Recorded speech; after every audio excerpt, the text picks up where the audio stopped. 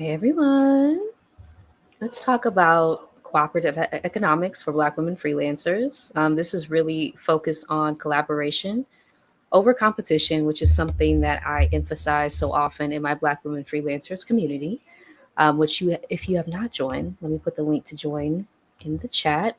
If you are a current or aspiring Black woman freelancer, if you are curious about what freelancing is, please join us over there. We have our weekly accountability call, which is a soft accountability, more like a peer support call today at 6 p.m. Eastern. And it happens every Wednesday. We gather as we are navigating the ups and downs of freelancing, of entrepreneurship as Black women.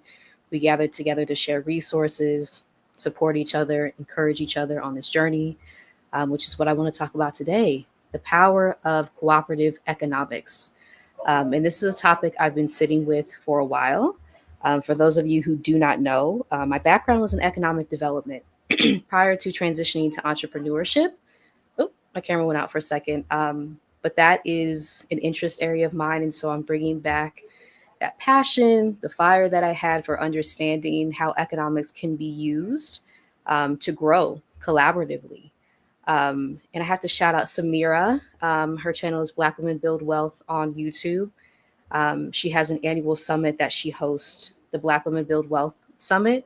And one of the sessions there was so eye opening for me. It talked about the susu, I think that's how you pronounce it, but it's a way of basically contributing into a pool as a community.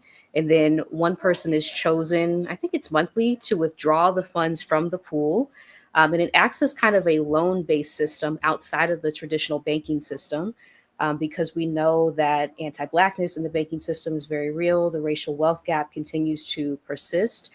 And so, me just kind of trying to dig up this understanding, the things that we had prior to these systems being in place that helped us share resources, grow together, start businesses that really honor our worth outside of these toxic workplaces that we find ourselves in so often as Black women.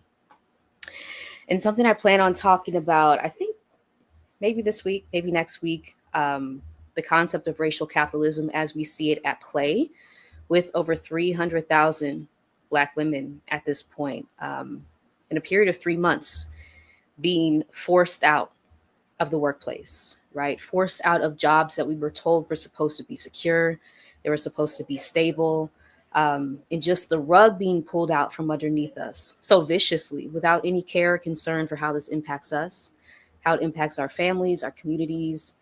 So often we are leaders, right? We are the main financial contributors in our families and our communities. And so the impact that this has on Black women in particular is not small.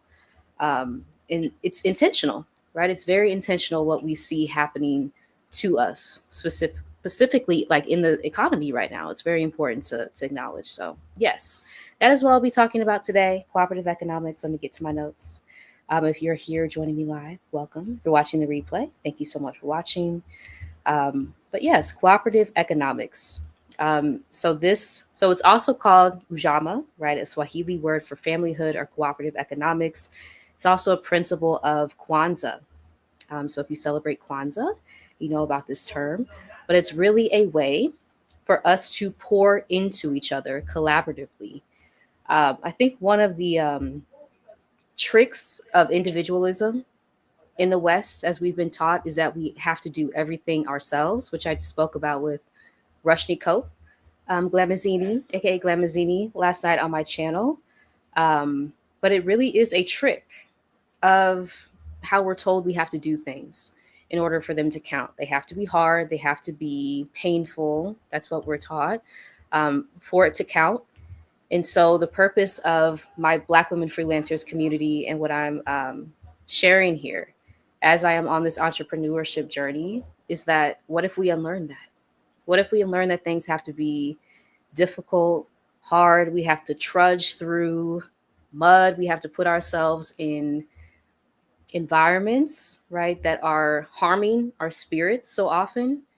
What if we question that, right? What if we went a different way, taking the knowledge that we have from our ancestors, The way things used to operate prior to this very inhuman form, this economic system that we find ourselves in of racial capitalism. How can we pour into each other's businesses, rejecting the concept of competition, right? That someone can steal something from someone else, and actually like leaning into the fact that we are inspired collectively. And that's how movements grow, right? That's how we build different things. We tap into our imaginations, we pour into each other. So this is not a new idea, right? Cooperative economics. Let me get my.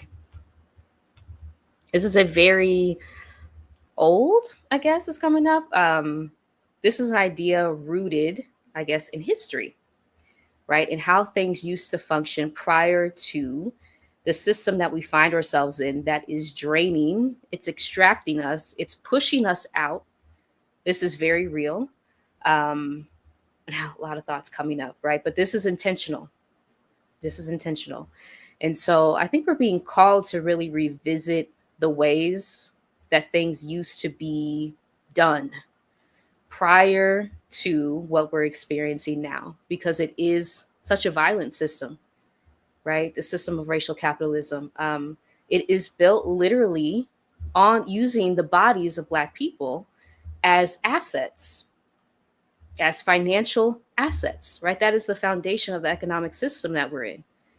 And so it makes sense, right, that we're not valued. Our labor is not valued. We are being extracted from. We're being told that we're not skilled, when it is our skills, our labor that is literally like pouring in to all of these things, all these institutions, all of these environments, right? It's our labor upholding these things. And it is a trick of oppression. And I have thoughts about this, the way that psychology is used to really like do these things to our minds, right? Make us believe things that are not true. Gaslighting is a huge facet of how oppression is able to persist over time. The amount of trauma that we experience within these systems generationally, and it's passed down, it impacts our memory. It impacts the way that we're able to see long term, strategize long term, even pull from the past, because we're constantly in a state of survival.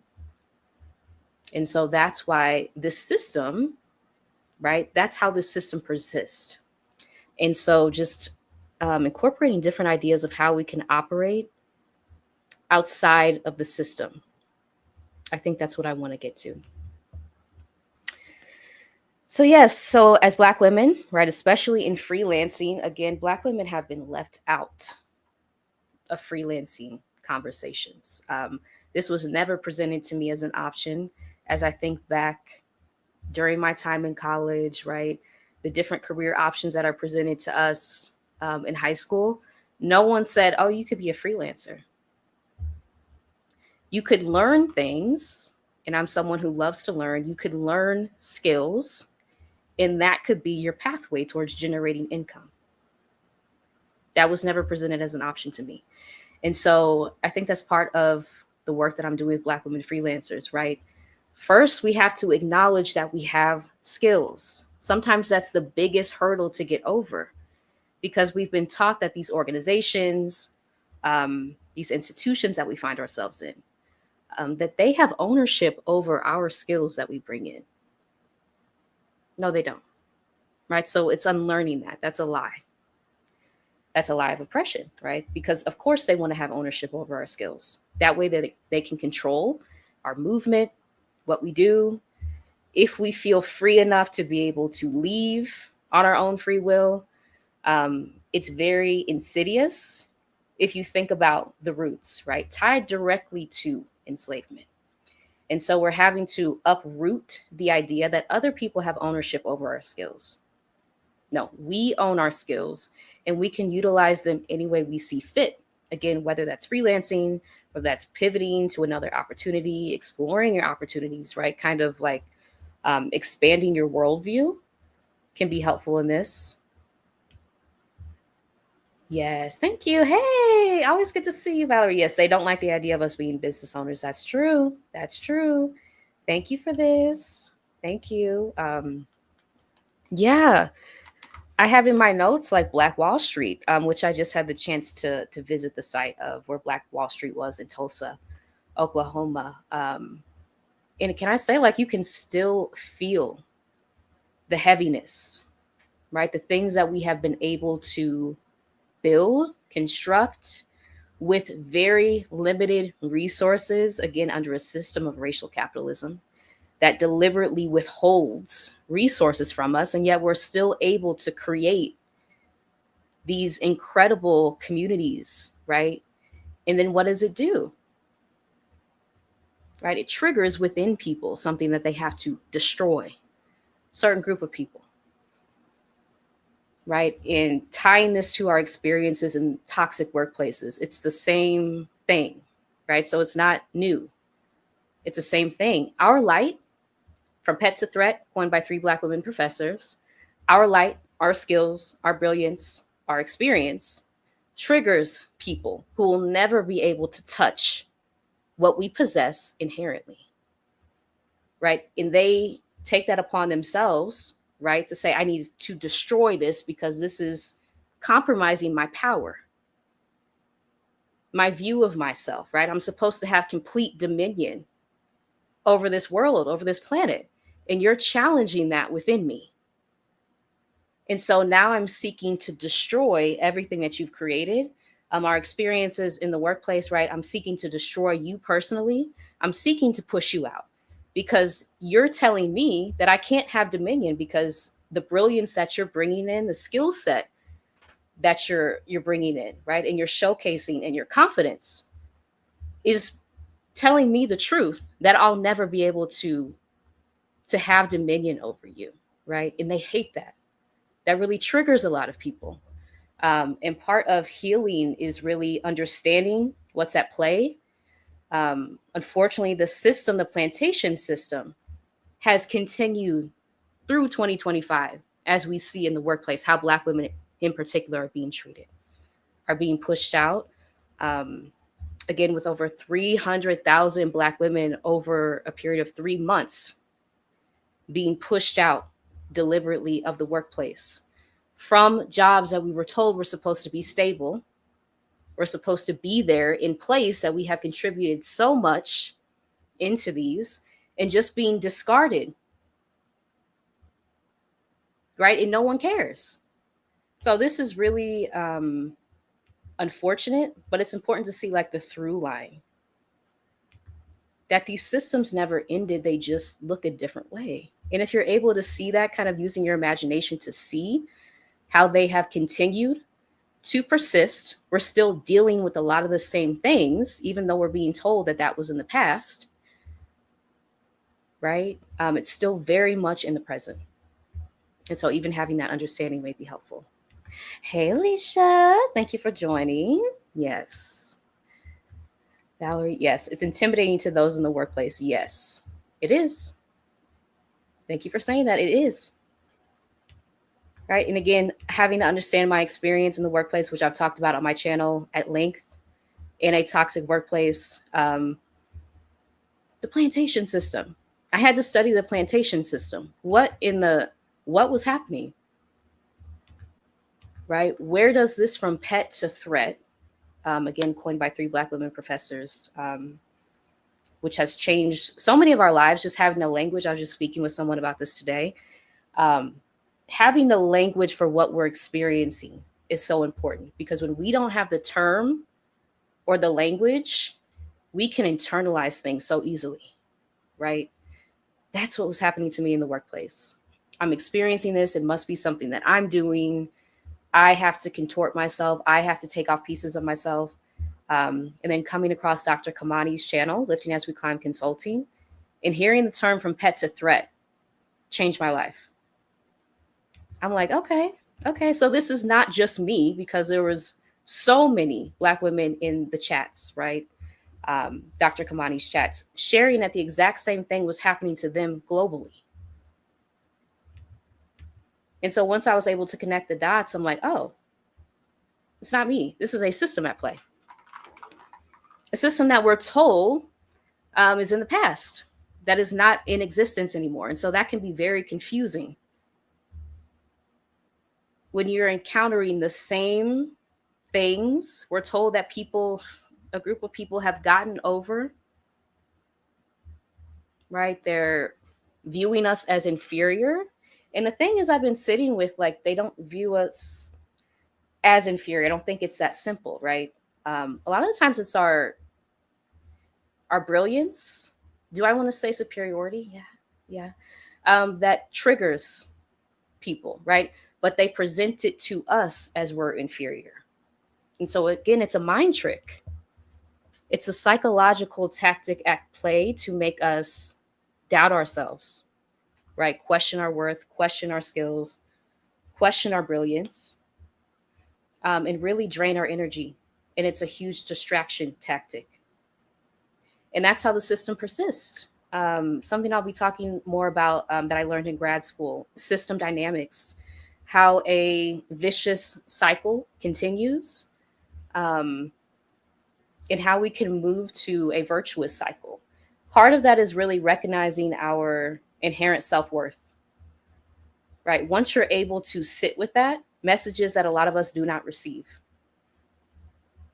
you can start to create a virtuous cycle instead of the vicious cycle that oppressors want us to stay in, right? The constant messaging, the constant self-doubting, gaslighting, self-gaslighting, questioning our skills and abilities. They want us in that cycle because, again, that gives them control, power, dominion over us, right? And so that's important to recognize.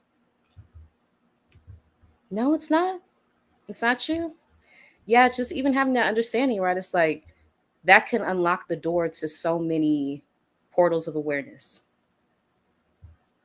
right? It's not you. It is, in fact, the system that are operating kind of behind the scenes, which is important for us to call out. Because when we don't have an acknowledgement that these things are literally working behind the scenes to try to keep us in place, keep us suppressed, keep us doubting, keep us questioning, keep us in competition with each other, these are very real. These are very real. Um, and so, yeah, it's not you. Hey, Mara. Always good to see you. Thank you for being here. Yeah, it is projection. It is. Yeah. And thank you to you, Alicia, for the term, right? Or the understanding. Oppression is projection. Oppression is projection. So people project their insecurities, their inferiority onto us, and it becomes like a psychological warping. Yeah, that's so important. No, Valerie, stop. Thank you. I appreciate you. Thank you so much. Yeah, I've gone completely off my notes, but here we are. Happy Wednesday, y'all. How are you doing? There's a lot going on in the world.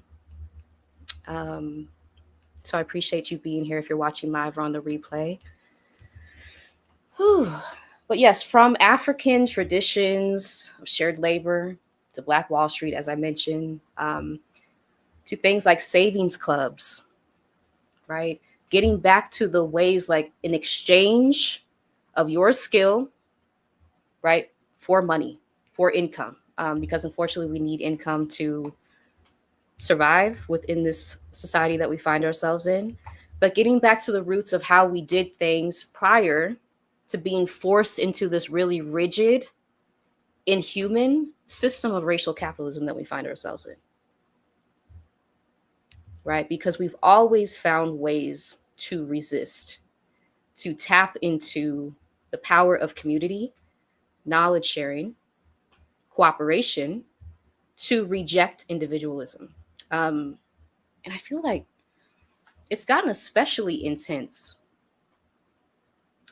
even in the 2020s, right? This hyper individualism pressure that a lot of us are feeling, kind of feeling detached from each other. The feeling like if I make it, then that's all that matters, right? I can leave everyone else behind. That's a very Western white way of thinking.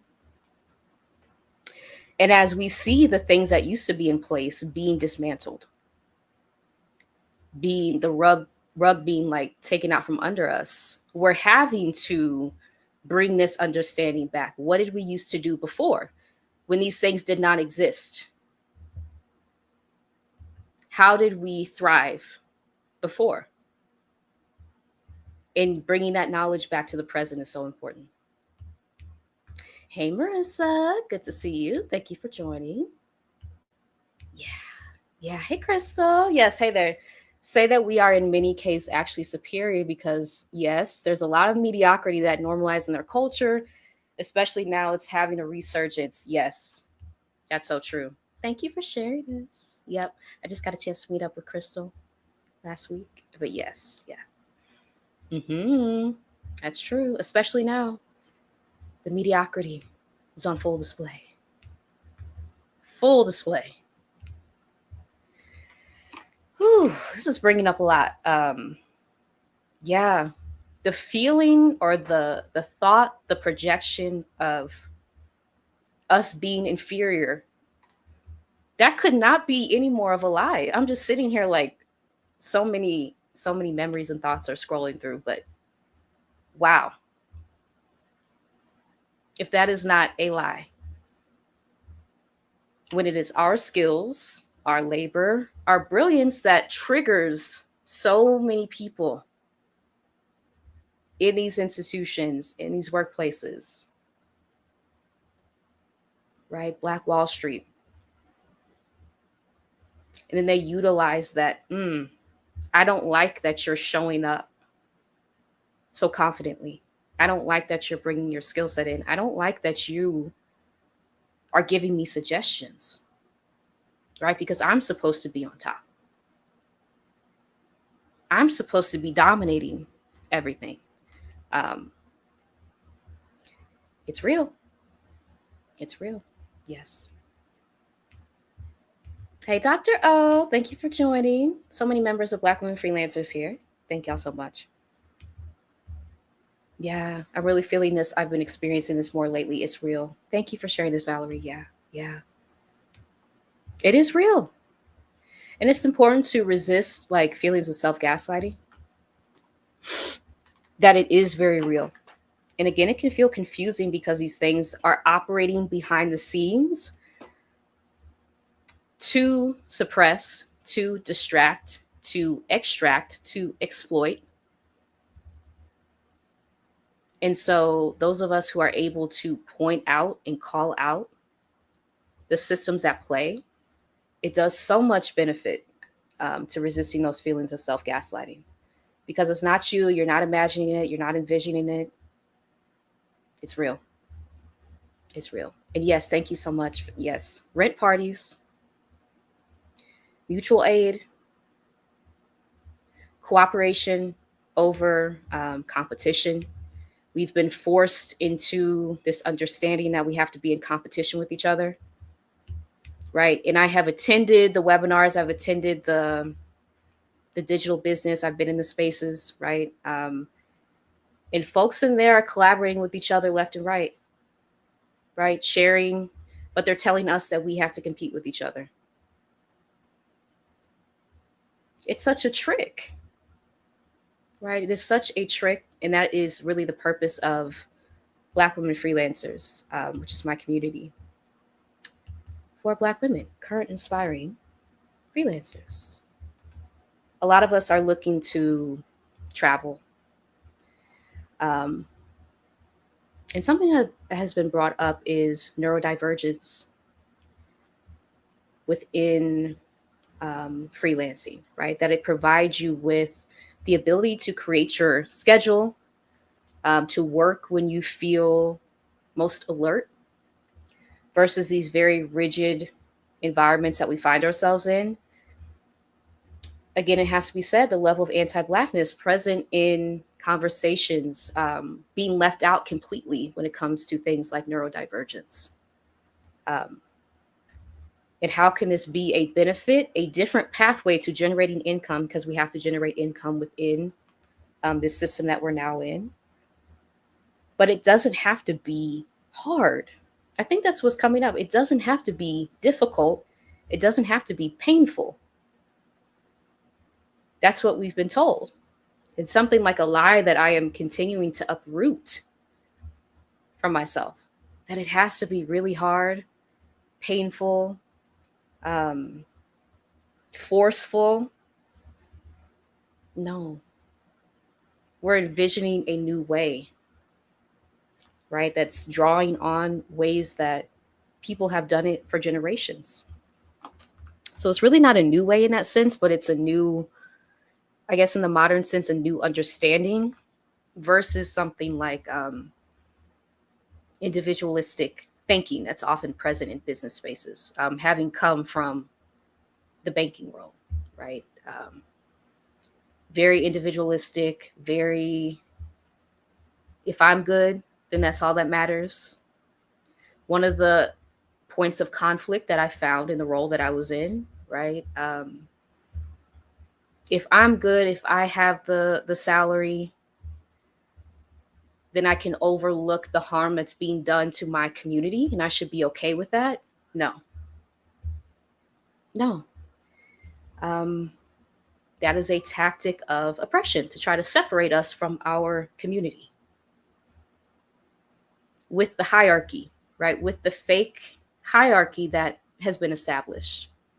I'm at this point of the hierarchy, and so I shouldn't care about people and the levels beneath me, right? Unlearning the entire concept of the hierarchy that whiteness has imposed upon us is so important. Absolutely. They taught us that work is suffering. Yes. Yes. Oof. It's so deep. It's so deep. Yeah. And going the way towards joy, right? Towards what is like, that's something I had to reframe within myself. It can count if it's joyful, right? Work does not have to be difficult. I don't have to feel completely depleted after I do these tasks, after I meet with these clients.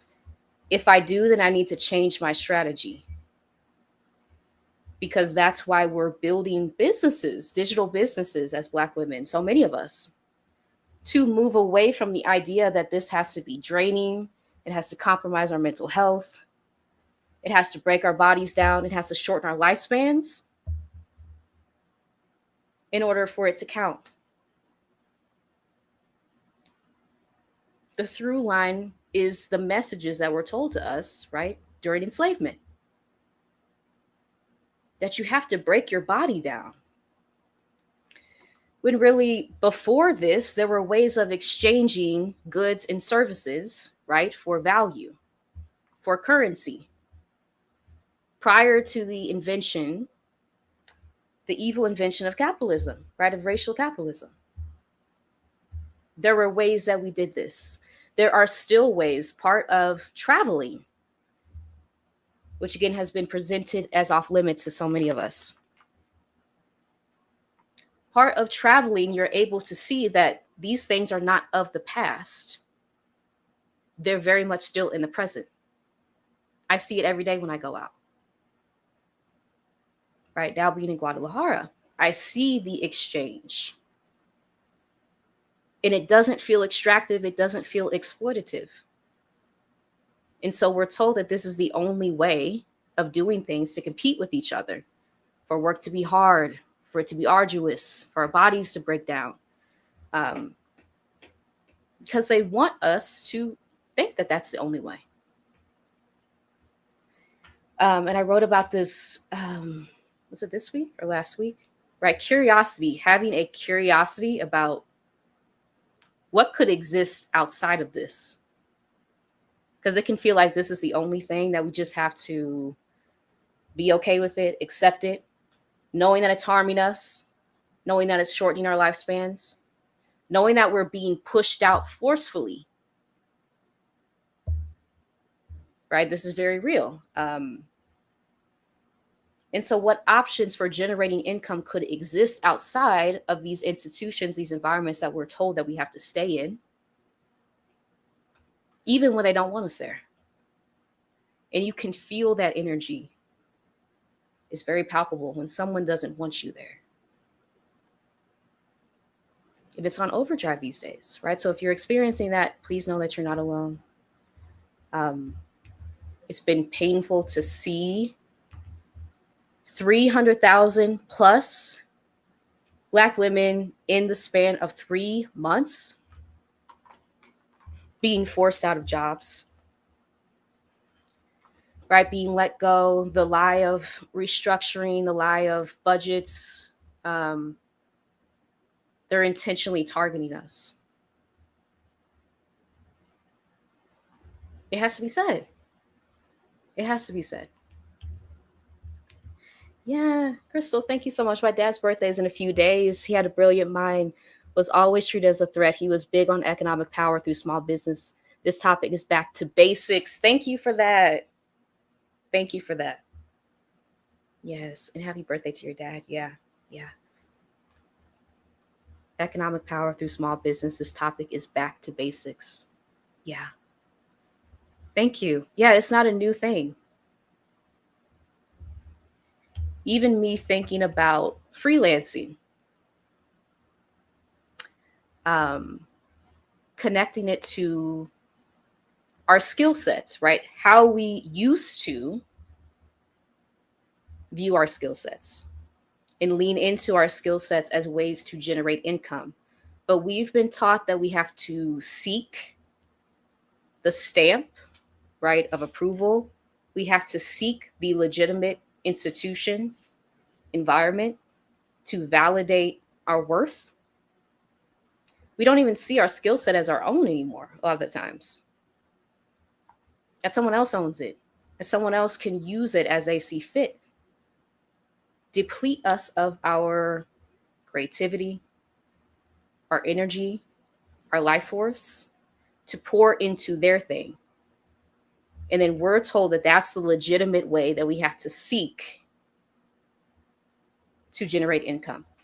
So a lot of this is deep unlearning. It's anti-oppression work. Yeah. Okay. And so why this matters for freelancers, I got way off my notes, but here we are.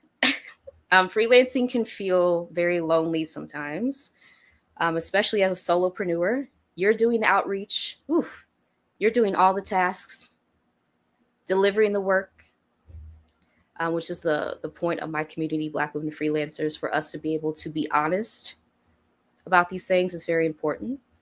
All while facing systemic barriers that were not, that were built, right, to keep us out so often.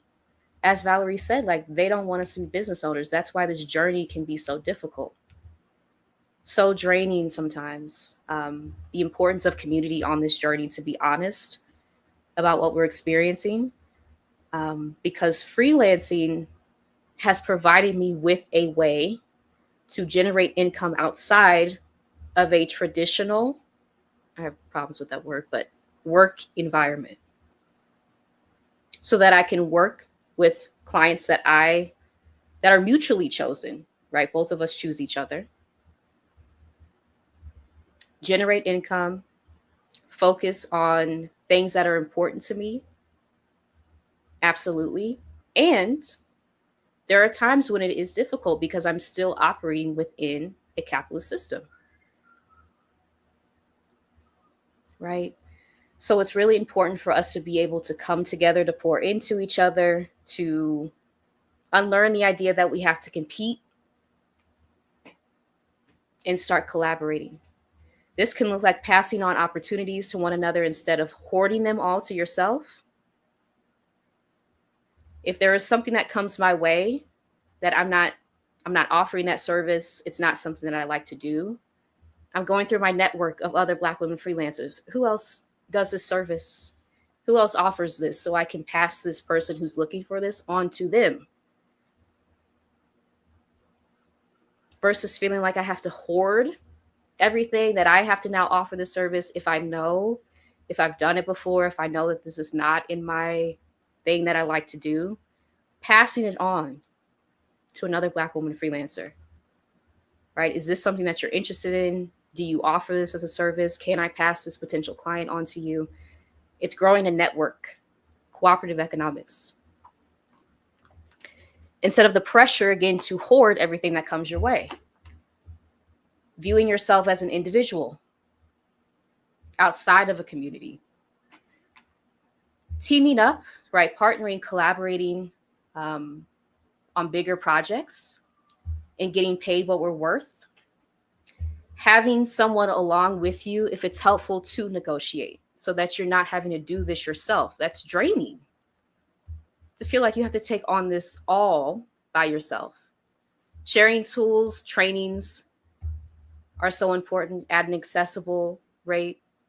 And speaking of that, I do have a masterclass coming up with Glamazini, Rushni Cope, on September 13th. Let me get the link to register. From Passion to Profit, if you are looking to take your skill set and build a digital business, as both of us have done. Rushni will be speaking about growing your brand authentically online, which she has done so beautifully with Glamazini. And I'll be speaking about how to build a basic sales funnel. Again, having a background in economic development, utilizing both my knowledge from seeing how banks work,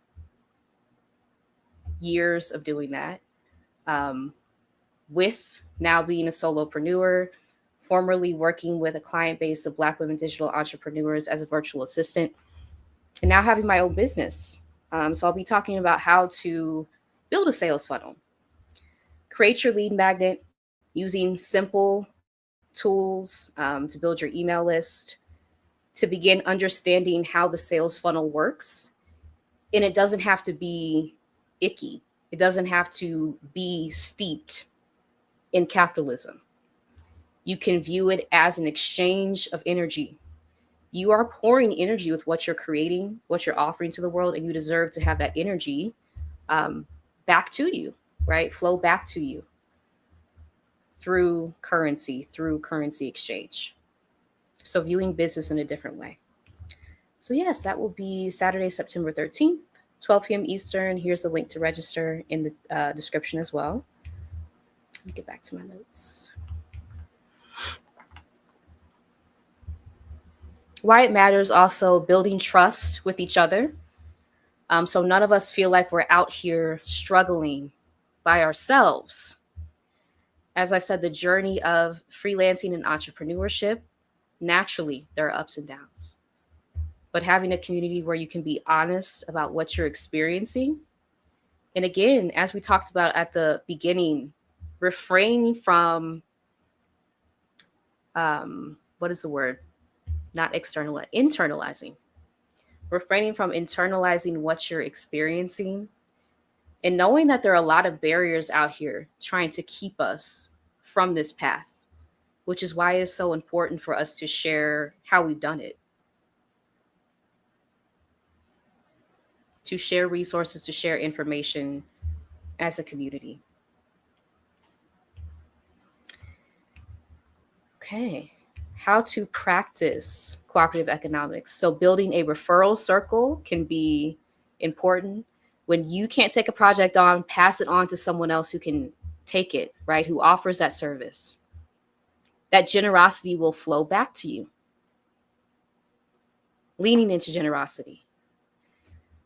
Instead of competition, instead of individualistic thinking, collaborating instead of declining, right? So if a client scope feels too big, bringing in people who can help you, who offer similar services. A lot of our services and products complement each other.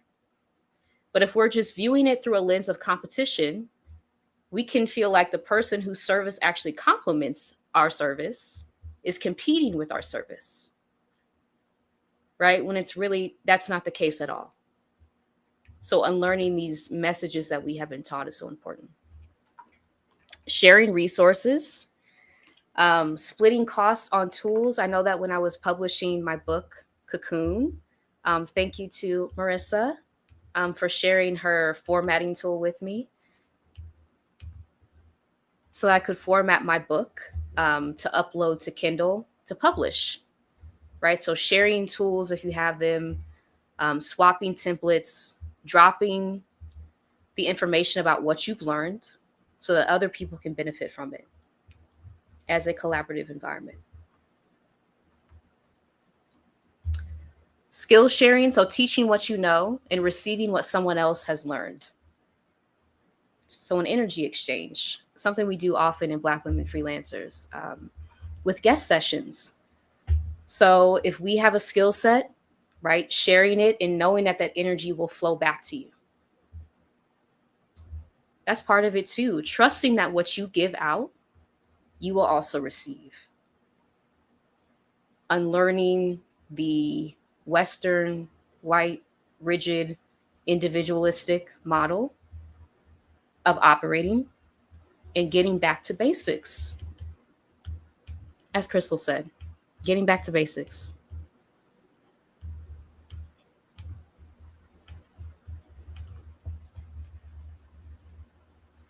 Okay, so the mindset shift is really leaning into collaboration again over competition to engage in cooperative economics as Black women freelancers. Shifting from the idea that things are scarce, that opportunities are scarce, that clients are scarce, and leaning into abundance, sharing freely knowledge, resources, support, saying to each other, your win is also my win. Knowing that when one of us shines, it lights the way for the rest of us, right? So I want you to shine as brightly as you were put here to shine. I'm not trying to dim your light so that I can take some of it. So, right? First of all, that takes a lot of energy to do that. And as an entrepreneur, a freelancer, you need all the energy that you can have for this journey. And so focusing on trying to bring other people down, that's the energy that you need to pour into your business. So just need to say that as well. Yes, and so if you're interested in learning more about freelancing, how to build your online brand, an authentic brand, I have to say that. Join us. I'll be co-hosting a masterclass with Rushni Cope on September 13th at 12 p.m. Eastern from Passion to Profit. Here is the link to register also in the description section. Again, I'll be speaking about how to build a simple sales funnel to start. This is very beginner friendly. If you have an idea for a business, a service that you'd like to offer, these are things that I have learned over 2 years. And so we're putting this into a 1-hour masterclass. Rushni has had her online brand for over 20 years, right, as a content creator. And so just thinking about our knowledge bases, both of us, in a masterclass that you can learn from, that's huge. I wish that I had this when I was first starting off. So if you're new to concepts like sales funnels, online marketing, digital business, this masterclass is for you. We would love to see you there. So that is the link to register. There's also an option to add on hot seat coaching if you would like personalized one-on-one advice from us in a Zoom room after the masterclass. There's an option to add that onto your ticket as well. So just know that you do not have to do this alone. This journey actually cannot be done alone. Now, having done this for over 2 years, it is only with community that I've been able to sustain this. Pouring into me, giving me knowledge, giving me resources, showing me a tool to use, cheering me on. This is not something that you can do alone, right? So it really does require community, cooperation, collaboration to sustain. Hi, welcome. Thank you for joining K-Rock World. Thank you. But I think that's it, y'all. I appreciate you being here. I kind of went off my notes, but that's just how it rolls. Okay. Happy Wednesday. Um, I might be back later this week. I might be back next week. Um, but I appreciate you being here. If you're watching live or on the replay, please like this video. If anything resonated, comment so that we can learn from each other. Subscribe to my channel if you're interested like this in content like this in the future. My second YouTube channel is Black Women Freelancers. I also have a community called Black Women Freelancers. For over, yeah, it's been over 2 years now. It's been over 2 years now. And so if you would like to join us over there, there's a link to do so. We would love to see you. We have our accountability, soft accountability / peer support group coming up today at 6 p.m. Eastern. Every Wednesday, we have those meetups, which have been very helpful on my own journey to express sometimes the frustration of this journey, to gain new insights into things that different people are doing. Um, and again, this journey is not one that can be done alone effectively. And so we have to pour into each other and share resources for us to all thrive collectively, because that's the goal at the end of the day. So, yes, thank you, Valerie. Thank you so much. Appreciate you being here. You're welcome, as always. And thank y'all so much. I appreciate you. Bye, y'all. Thank you.